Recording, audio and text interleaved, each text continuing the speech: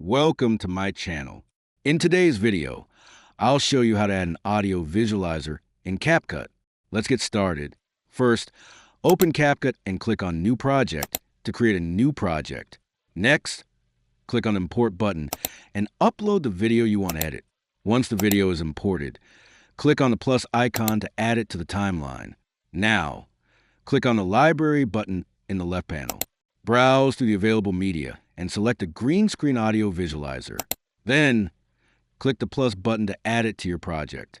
Next, drag the audio visualizer clip onto a track above your original video in the timeline.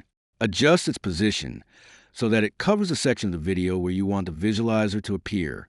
Now, go to the right side panel and click on the Remove BG option. Select Chroma Key and use the Color Picker tool to select the green background of the audio visualizer.